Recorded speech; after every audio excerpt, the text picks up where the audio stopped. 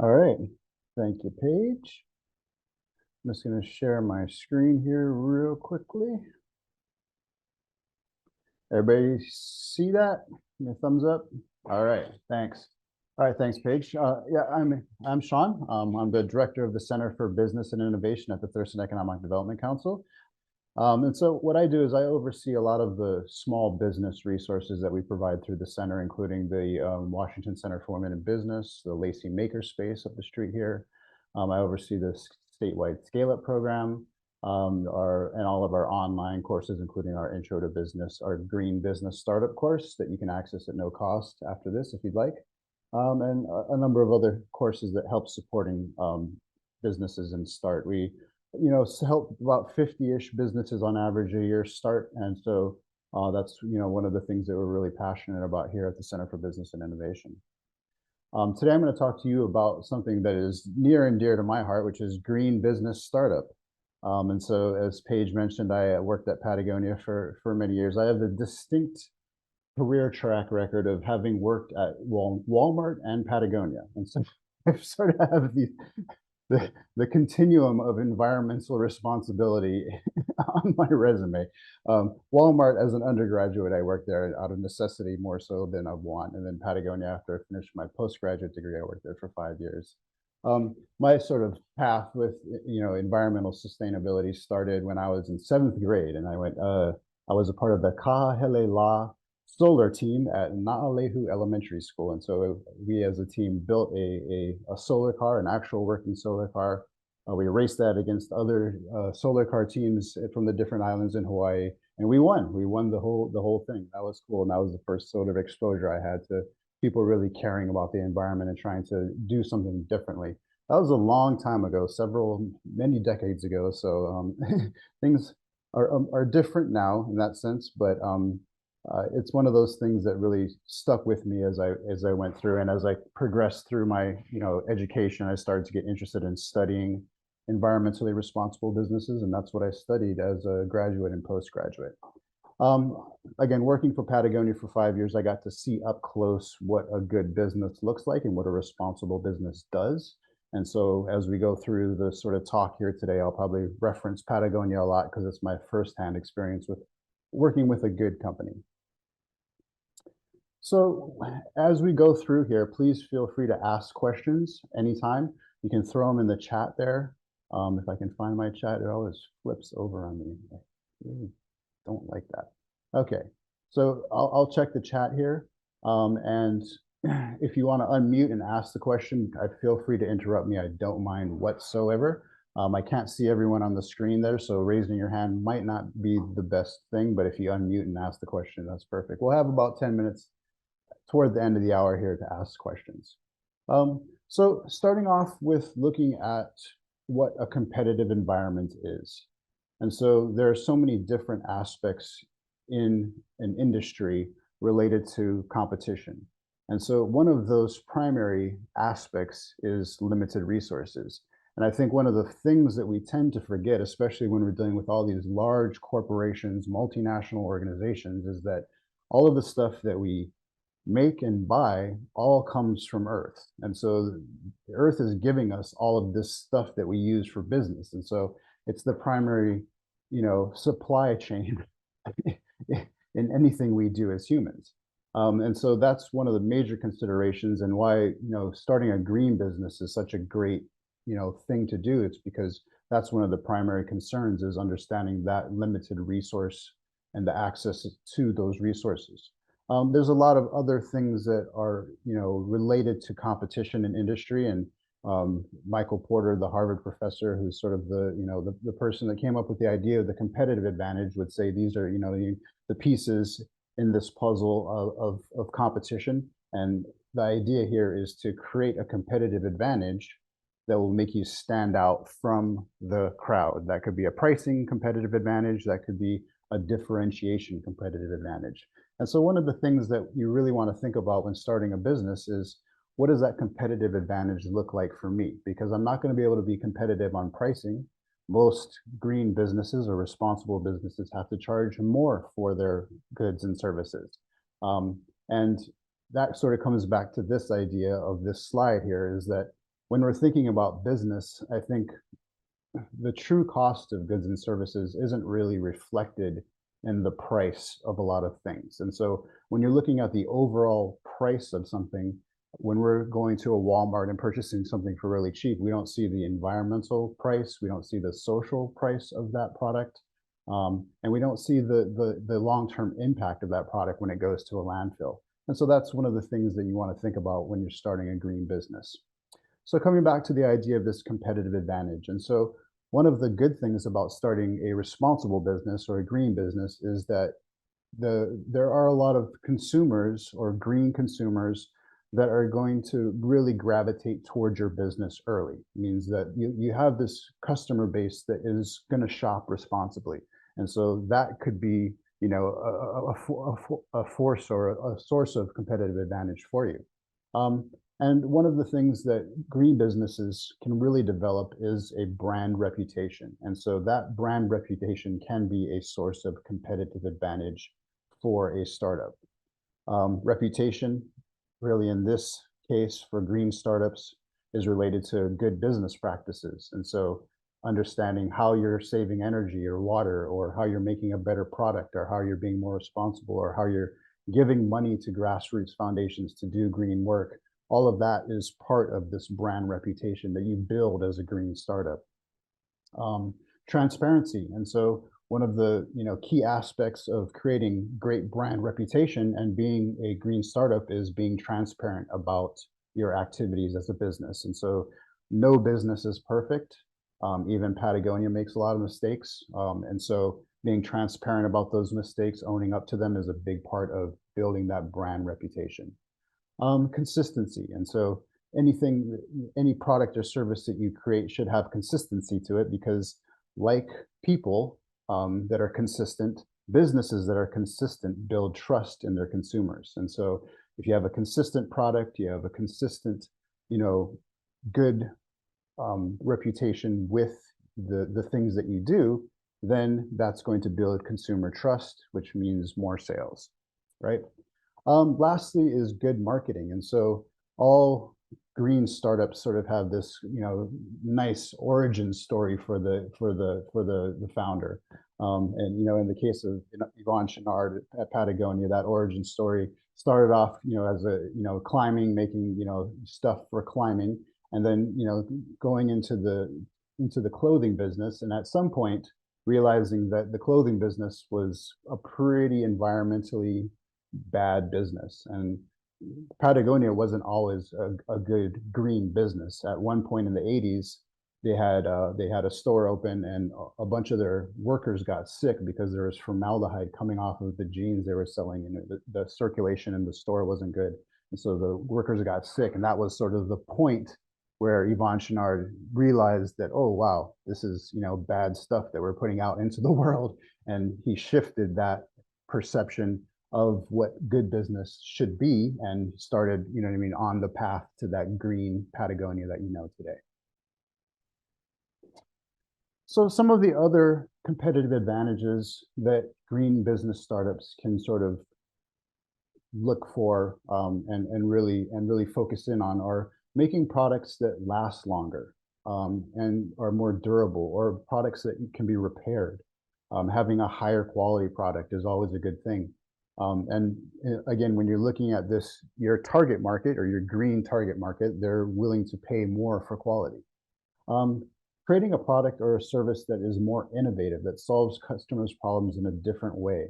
A new technology that makes things easier, faster.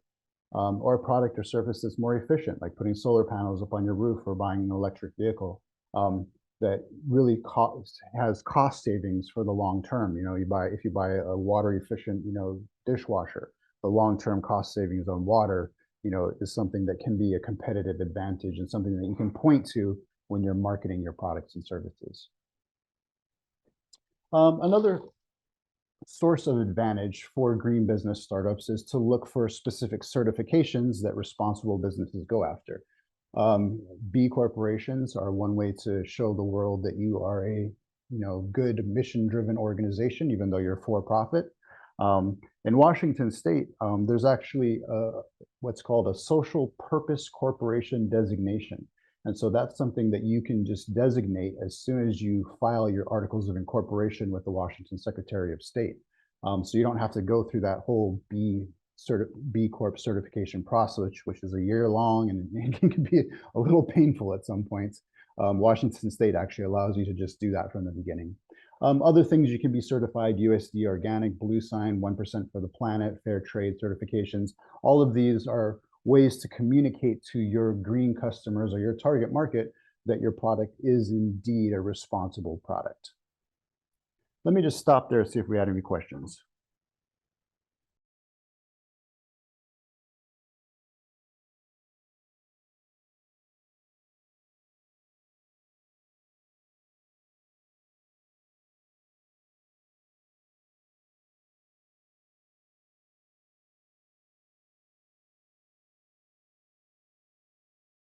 So it's for any size business, one person business to, larger industries. And so I think, one of the major conversation points, in this day and age is greenhouse gas emissions, right? And you're a home-based business, right? So your carbon footprint immediately is much smaller than other businesses in that sense. And so that, is something that you could, kind of attach yourself to.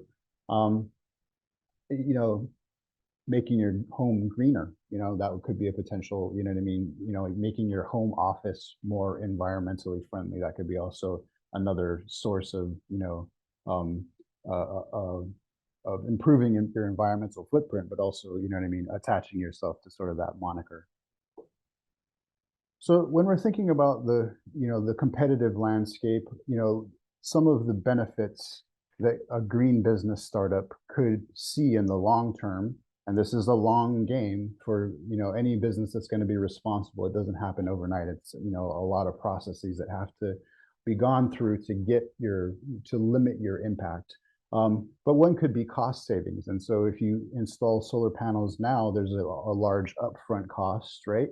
But that will make electricity cheaper and cheaper and cheaper and cheaper over the years. And in the long term, it's going to be cheaper, right? And so that's one way to look at it. Limiting the amount of natural resources you use, limiting your water, being efficient with those kinds of things. That could be a source of an advantage if in the long term prices go up, And so, going back to the idea of the solar panels on the roof, if gas prices keep or oil prices keep going up and up and up, and electricity keeps going up and up and up, you might see a cost savings from a business perspective. Another thing that is a benefit and something that can really help green business startups is human resources. And so a lot of responsible businesses will attract the most talented people. People want to work for good businesses, generally speaking. You look at any job posting from Patagonia at the corporate office, they're going to get 1,000 applications for that job. And so you get the cream of the crop, and so that's another positive thing. Also, you get employees that are going to stick around for a lot longer, which is, a real benefit in this day and age, just not only from, a competitive advantage standpoint and having an employee develop knowledge and skills over time, but just, a customer relation standpoint. You'll get a lot of loyal customers too. And so responsible businesses have some of the most loyal customers. So they'll come back to your business and buy over and over and over again. And the old number game is a repeat customer is 5 times more valuable to your business than a new customer. And so those repeat customers, really the lifetime value of them is so much higher than trying to constantly go out and get new customers. And so that's another advantage. Also for green business startups, there's innovation that's sort of inherent in the process, because you have to find new ways to reduce your impact or to do more environmentally friendly things. And so there's this constant innovation, and if you create that culture of innovation in this day and age, that's going to be a benefit to your business and make your business successful in the long term. So one of the things that we really have to consider when we're thinking about starting a green business is pricing. And so the reality is that most responsible businesses have to charge a lot more for their product or service because it costs more to be responsible. Organic cotton costs a lot more than regular cotton, right? And so really when you're thinking about starting a green business, you really have to look at your profit margins and understand your pricing in the beginning, because the last thing you want to do is to not charge enough for your product or service and not be making enough money, and then go out of business in the first couple of years. And so really understanding gross margin percentage, or the real cost of the ingredients or the direct costs going into your products and services, and then making sure that you're really understanding which of the products and services you're offering as you go along in business are the most profitable, and really focusing on those products and services. And so it's kind of a game of, you know what I mean, wait and see. But, you know, when you look at a product, you really want to make sure that that product is providing you with the highest amount of profit, and focusing on those products is going to make your company profitable. And that's looking at the net profit percentage. And if that's too low, then you really have to adjust and make things happen. One of the things that we do here at the Center for Business and Innovation is we help people write business plans. And so, you know, folks that are interested in starting green businesses, a business plan is even more important than regular businesses, because you really have to work on these financial projections to ensure that what you're envisioning from a business model standpoint, you know, the pricing is going to work out for your profit margin. And so that means that you want to make sure that you're charging enough money and that you are really trying to maximize your supply chain, to be able to get the lowest direct cost possible. So sort of moving away from the businessy side of this into, you know, looking at what makes a green business or an environmentally responsible business, you know, actually green. And so it really starts with product life cycle. And the idea here is, you know, the old antidote is, you know, cradle to grave. And what we're trying to do is create a product life cycle that's cradle to cradle. And that means that you are having the least amount of waste spit out of your product life cycle as possible. And so this is sort of the supply chain in that product life cycle. It starts with, you know, the natural resources that go into a product, and then the manufacturing of that, the packaging and shipping of that product, the purchase, and then the maintenance and repair, and then lastly, the disposal.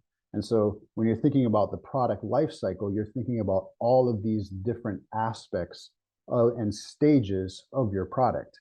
And for most companies, they're only thinking about this up to the purchase, and then they forget about it and they move to the next customer, right?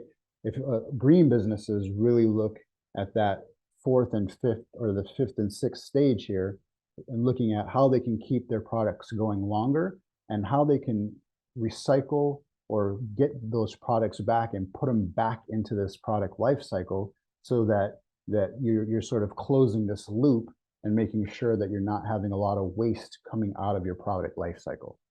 So there's a lot of different ways to do this. Innovation is one of them. And really supply chain management is the key in many circumstances here.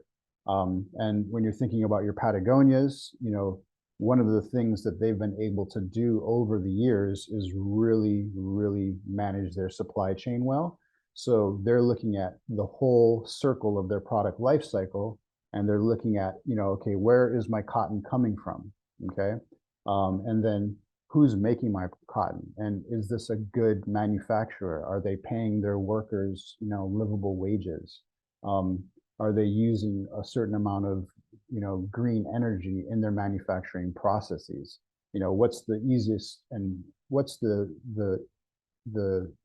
least impactful way to get my product to my warehouse across the world here? And what kind of packaging can I use, or how can I condense packaging or limit packaging so that I'm not using as much packaging on these ships? And then looking at, you know, when someone comes into a store and purchases my product, is there something that can be value added to the supply chain? Can we have a carbon offset program for additional costs? Can we donate a percentage of our profits to grassroots nonprofits? Can we repair our products? Can we easily change pieces of the product and put them, you know what I mean, back together so that you don't have to replace the whole thing if a little piece of it breaks. And then when the product comes to the end of its life, can we recycle it? Can we reclaim it? Can we start a reclamation program where we get that product back and we can actually reuse it and put it back into that product life cycle? So those are all things that are, you know, considerations in managing the supply chain, and truly businesses that are on the cutting edge of, you know, being green. This is one of their major concentrations of supply chain management. I think Interface is probably one of the best examples of this. It's a carpeting flooring company, a fairly large one, I believe they're out of the South. But the owner was one of those people that had one of those aha moments, one of those, you know what I mean, moments where he's like, oh my gosh, look at what we were doing to the planet here. And he really created a flooring company that is on its way to almost being regenerative. And it's pretty incredible how they've managed their supply chain in terms of making modular things. So, you know, if you have carpeting in the office here and someone spills some coffee, they can take just that piece of carpeting out and replace it with another piece of carpeting without having to change all the carpeting. They can take that carpeting, put it back into their manufacturing process, recycle it, and make new carpeting. And so it's really one of the cutting edge, you know what I mean, green businesses out there. And I think it's a great example of understanding supply chain opportunities when it comes to making a business more responsible. Okay, so moving on here. So one of the key aspects to really being a responsible business is measuring what you do. And so when you're measuring what you do, you're showing your customers that you are actually responsible. And so, you know, having studied, you know, larger organizations that claim to be responsible and are really greenwashing. Everybody heard the term greenwashing before? Yeah. You understand that what they're measuring is not, you know, it's not impactful in terms of their overall footprint. And so when you're doing measurements, you have to show that your stakeholders and your target market, that we really are trying to do this thing, right? And so that can be through quantitative measures, like how much energy or water you're conserving, how much waste you're keeping out of the landfill, how much, you know, recycled content you're adding to, you know, to your product. How many more products are you expanding into that have that larger recycled content? And Patagonia does a really good job of this. They have a really clear way to measure everything, and they do a very good job of telling that story to their shareholders and not shareholders, stakeholders, and to their customers. On the other side of it is the qualitative side. And so, you know, not all green businesses make products. And so it's the success stories that come out of it, the wins. Your customer feedback's a great qualitative, you know what I mean, you know, data set. It shows that people are using the product and they're happy with it. You know, coming to the idea of the stories, you know, and highlighting events that you've done or the amount of money you've given to grassroots organizations are also great ways to measure your overall impact. And these are some of those measurement examples. And so, again, we talked a little bit about the certifications. And so, you know, things like LEED and USD Organic are, you know, pretty common ones. Fair trade certification is also a very common one that's, you know, very well respected. The amount of recycled content that you have in your products. And so a great example that I use is the company Borreo. And so they started you know, working with the supply chains of fishermen, and they would have these fishermen or, you know, village people go out and collect all these, you know, discarded fishing nets in the ocean, take those fishing nets, you know, reclaim them, break them down, and they make skateboards out of them, make sunglasses out of them, et cetera, et cetera. And so the recycled content is very high in their products. It's almost 100% recycled. So that is a great way to show, you know, and measure how well you're doing. You know, things like, you know, the amount of resources you're using are important to measure. And so, you know, the energy you're using, how much water you've reduced in your processes, greenhouse gas reduction is really a great thing to measure. And then, measuring how many things you're keeping out of the landfill. And so that's, with Patagonia's, repair program and their new program where they have trade-ins where you can trade in something old and they get credit for something new. You can count individual, jackets and individual, shirts, and that's a very tangible way to measure impact. Thinking about other ways to measure your, responsibility, things like, increasing efficiency, dematerialization, so making a product smaller but be able to have it do more. I mean, this is a pretty good example of, something that's pretty dematerialized in many ways. This, in my day, this used to be a camcorder and a phone and, a big camera and, so on and so forth, but maybe not, but anyway, so that's an example of dematerialization. Employee incentives. And so, ensuring that your employees know that they work for a good organization and they're going to, get time paid off to volunteer or do charity work. They get rewarded for reducing their own, carbon footprints through biking or through, public transport, stuff like that. And then, of course, donations. And Yvonne Schnard was one of the, founders of 1% for the Planet. And so that's, profits or revenue, 1% of profits or revenue go to these nonprofit grassroots organizations on the ground working in, nature to conserve and to revitalize. Okay, questions?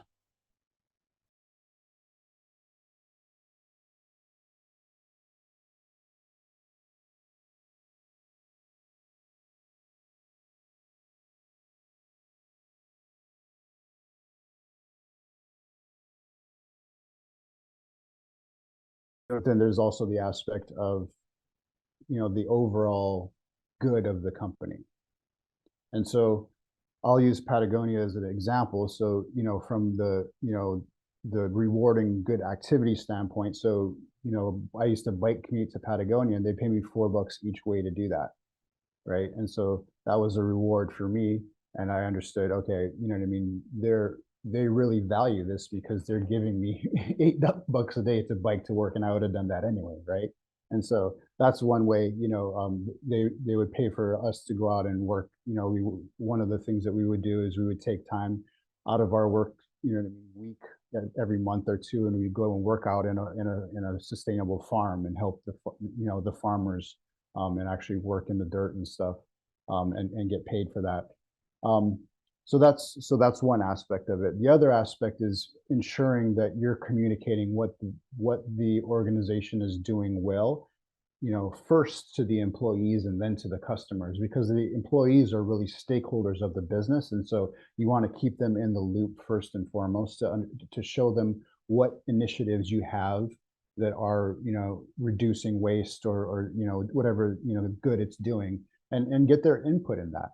And, the more you can include employees in the process of, understanding, and, especially with, people that are on the floor, like customer service people, they're the ones working with customers. They're the ones that are seeing, the products and seeing them work or not work. And so getting their feedback and getting suggestions from them on how to improve engages them in the process, and it also helps them to sort of start looking out for that kind of stuff too.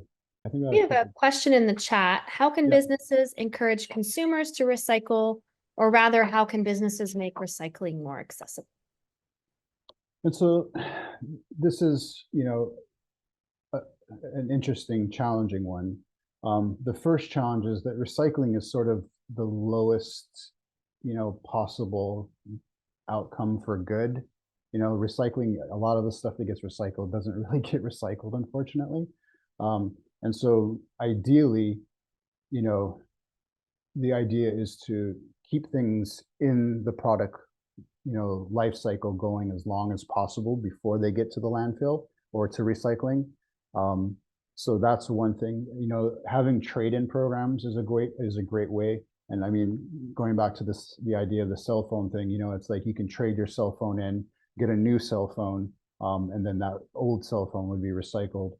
Same thing with Patagonia. You go and you sell your jacket that you're not using as much, and you get a credit to buy a new jacket. They then turn around and sell that to somebody else.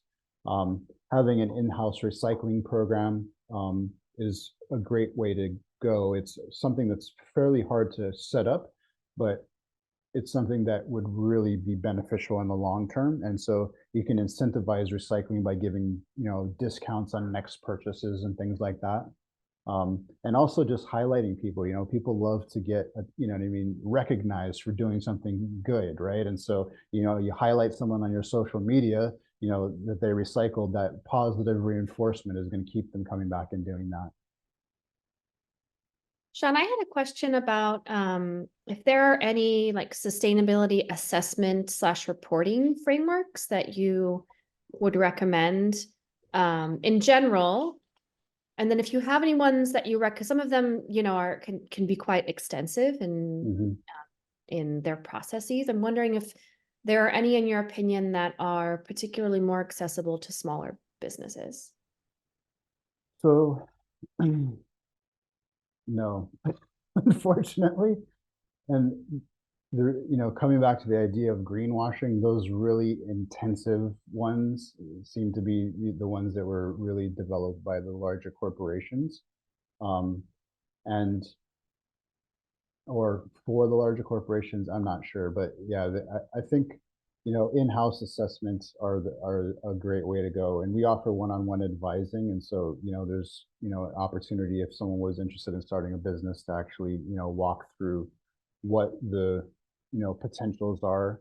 But I think keeping it simple is the best way to go here, because if you try to measure too many things, you probably don't measure any one thing well, right? And so really focusing on measuring the most impactful things that you believe the business is moving towards, and really evolving that measurement system to be able to make it as accurate as possible. Because one of the issues with any kind of responsible business is automatically you get a magnifying glass on you, because when you say you're doing something, then everybody's going to say, well, are you really doing it, right? And so and that magnifying glass can be helpful in some ways because it can start to point out some of the things that you could improve upon. But if you keep it simple, it's less likely that you'll have a reporting error, I guess is what I'm saying.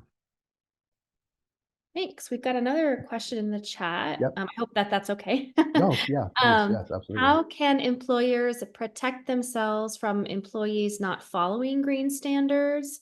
Are there training programs available to new green employers for that, or directions they can go in? So the best way to prevent that is to ensure that when you are hiring employees, that you're looking for person organization fit, right? And so ideally you want someone that you hire to have values that align with your values. And so if you can narrow that person down to a person that has those similar values to your organization's values, then you're going to have person organization fit, and so that outcome is going to be less likely to happen. Now, of course, that's not always going to be foolproof, and so updated training is always good for any kind of business. Keep your employees up to date with what's happening, and then rewarding behavior is always more effective than penalizing people or sort of coming down on people. So if another person sees a behavior being rewarded, they're more likely to move towards that behavior. Yeah. Okay, so we'll sort of wrap it up here in a little bit, and we'll have time for some more questions. But so we're going to talk about some of the best practices for green startups. And so the first one starts with transparency.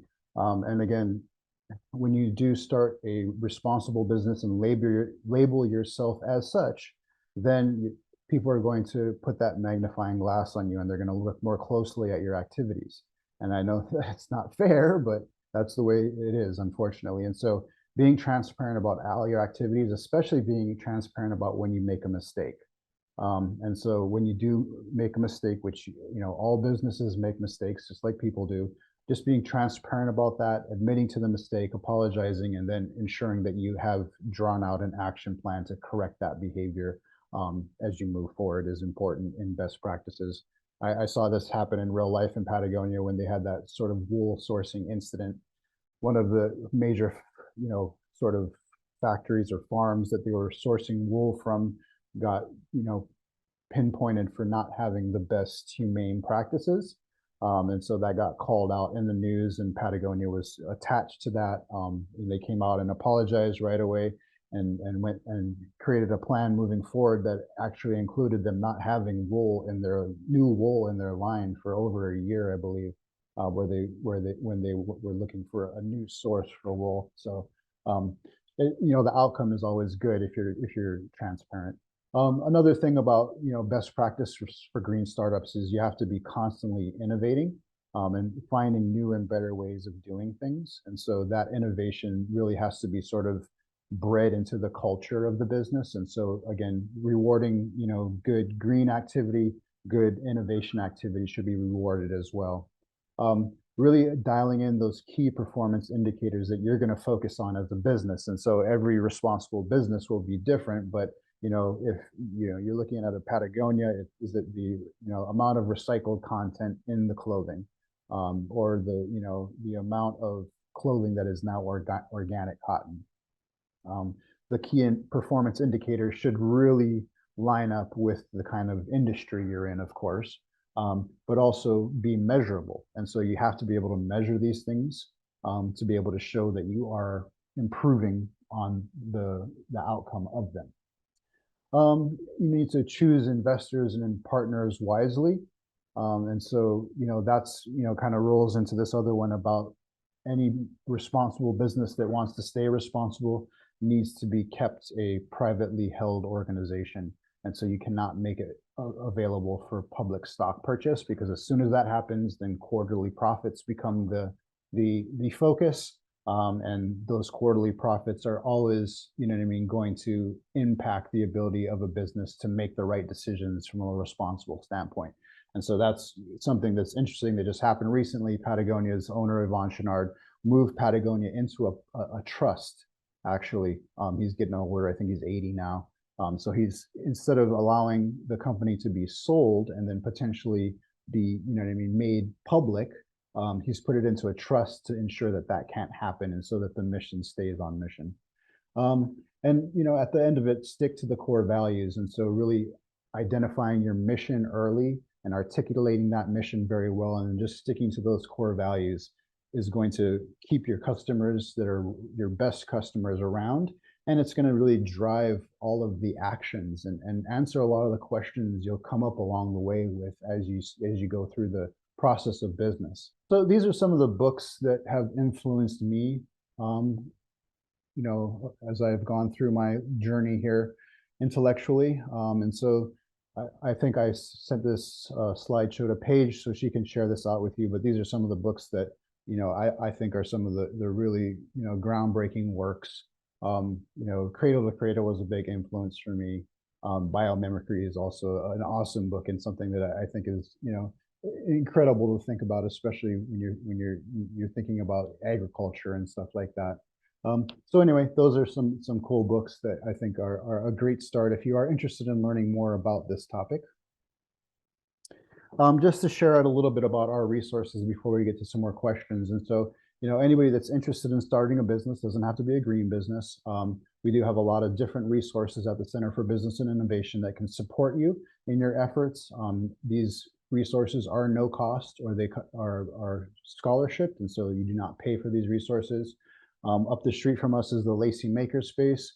It just opened into its larger 8,000 square foot footprint, and it has all kinds of cool things in there, from carbon fiber 3D printers to resin 3D printers, any woodworking stuff you could ever imagine. Real cool place to make products, and you can get help to understand how to use the tools to make those products. There is a student membership discount, and so it's about $30 a month for students.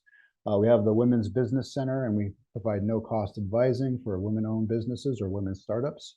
And so that's a great resource if you're interested in starting a business. We also work in the agricultural sector, and so my fellow coworkers are working on an ag park down in there in Tenino that's going to be opening up pretty soon. So if you're interested in agriculture, we have an arm that can help you, work through that. We also stood up the Southwest Washington Food Hub, and so that's a cooperative between farms that does a local farm box and other, subscription type boxes. We have a lot of online courses that you can access at no cost, really not college classes. They're not philosophy. They're really step-by-step classes on how to start a business. And those are all at no cost, or you can access them with a scholarship. So if you are interested in learning more, then check out our business resource website here at businessresources.thurstonedc.com. If you or anyone you know is interested in starting a business, that's our mission. That's our goal, is to help support people in their starts and in the growth of their business. And for me, especially if you're interested in starting a green business, come see me and I'll definitely give you my full attention. Okay, so got about 15 minutes here for questions. So if you want to have me expand on anything I talked about, ask questions specifically about our resources, ask questions about Patagonia or anything else, feel free. I'm just going to stop sharing here so I can see everyone. All right, our first question, what are some leading examples of sustainable practices within my industry that I can learn from and adapt? And I'm going to ask the person that stuck that in the chat to just clarify what your industry is.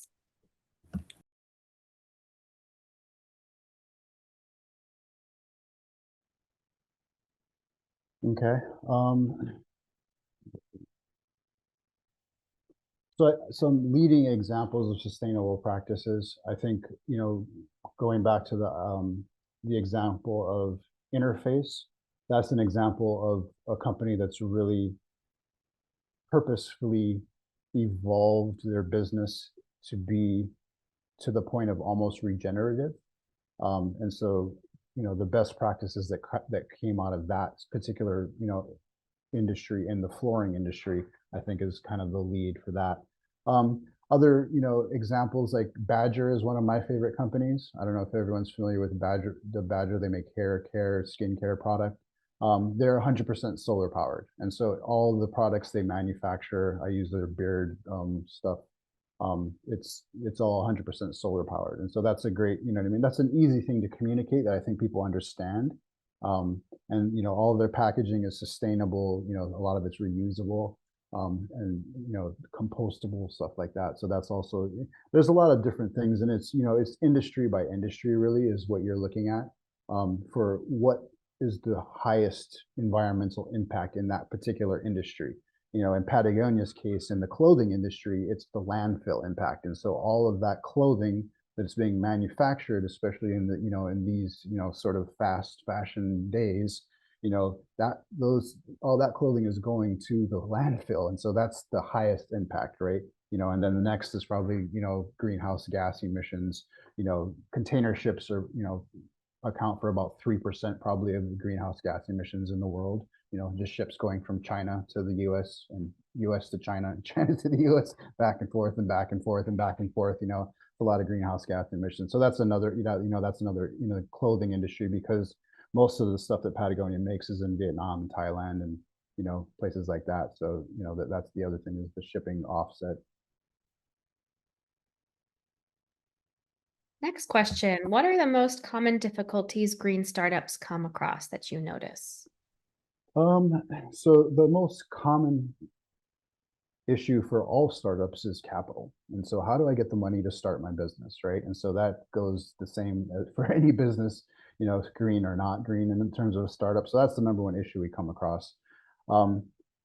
Specific to green startups, it's really the sourcing of green products and green sort of input is much more difficult. And so, in terms of the overall cotton production in the entire world, only a small percentage of that is organic cotton, right? And so really, when you're thinking about that percentage, as a new business, can you even source organic cotton, at the level you need to, right? And so there's, some sourcing issues, and that's where the innovation comes in. You sort of have to, create your own source in some cases. But I think that's another one of the difficulties. And just understanding, how I'm going to be impactful. And so, how is this business really going to, move the needle in terms of responsibility, and not trying to be everything to everyone. In the case of Badger, their thing was, we're going to make good products. They're going to be organic, but we're really going to focus on the energy side of this because we feel like this is the most impactful thing. They grow a lot of their stuff, and from a supply chain, perspective, they're good too because they grow a lot of the stuff that they source very close to them, or get it from local farms, and so it's the distance of the supply chain is very short, which cuts down a lot of greenhouse gas emissions too.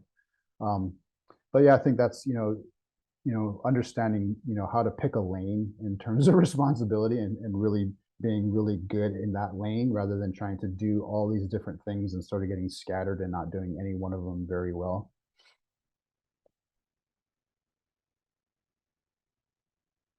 Go ahead.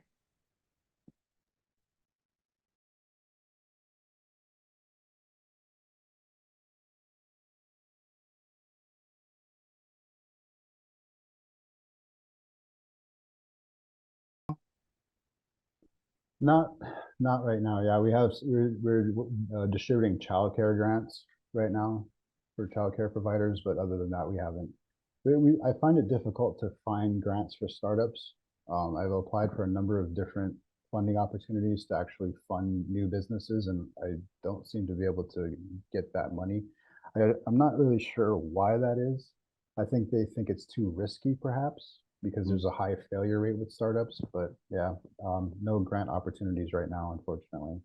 And I think that's one of the issues is that there's sort of a myth out there that there's a lot of startup funding and grants for-profit businesses, and that's just not true. Unfortunately, there was some through COVID, but yeah, for the most part, it's not existed.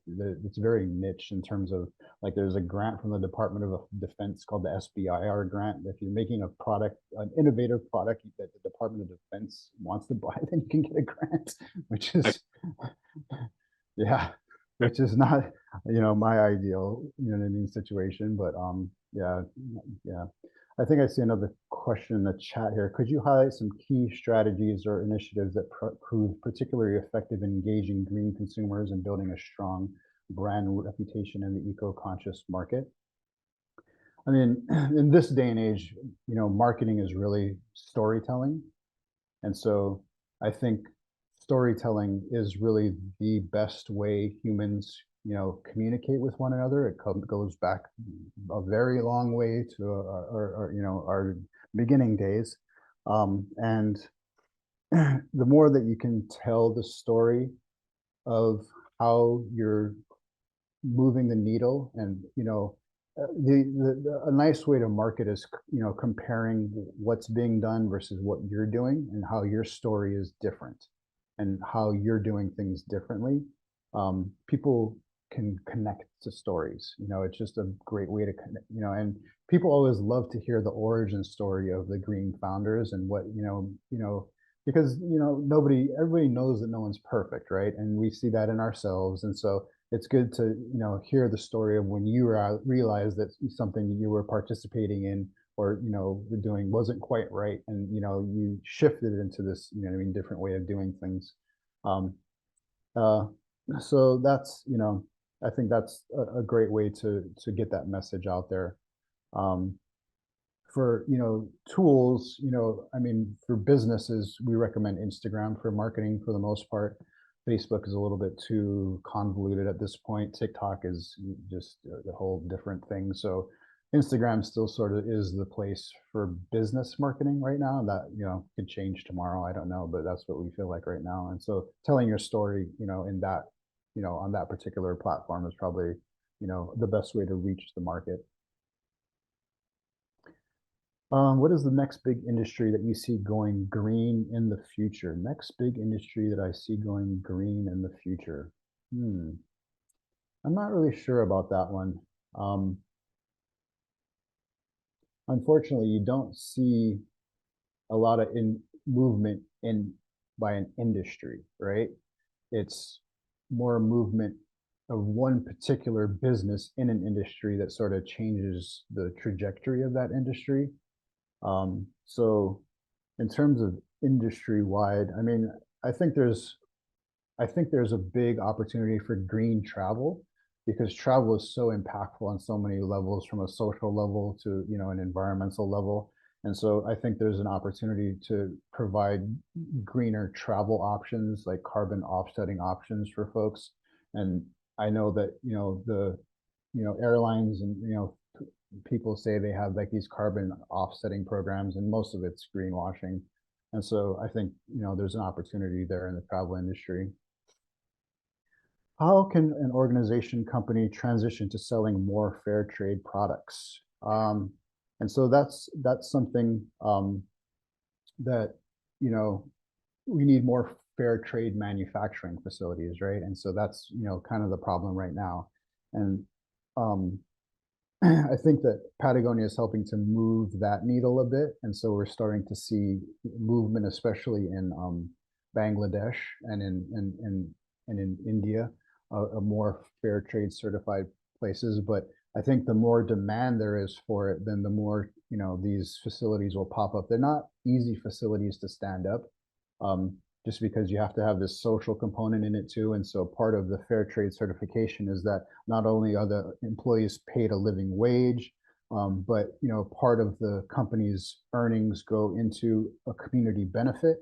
In many cases, that's childcare. So providing childcare for the workers as they work in the factories. And so that, I think as demand increases, I mean, the hope would be as more of those facilities start popping up. And I think we're kind of seeing that now, and I think that's a trend that's happening. And people look for that certification now, which I think wasn't the case, 5 or 6 years ago. How can I implement more environmentally friendly practices in my workplace only as an employee? And that's tough. And so, depending on the culture, I mean, you can only do what you can do, but, trying to start to reuse things is a great, start to that.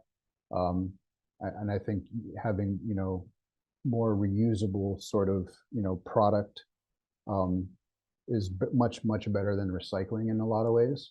And then, just trying to find advocates that will, sort of work with you. And, this comes back to part of my degree. It's, organizational change is one of the most difficult things to do. And so really what you need to do in order to change a culture and organization is you need to find advocates that are going to work with you and be on your side. And the more advocates you can find, then, the more people that are doing this sort of new thing in this way, the easier it is for that to actually get traction within the organization. What is the best way to find out the greenness of a company as a consumer?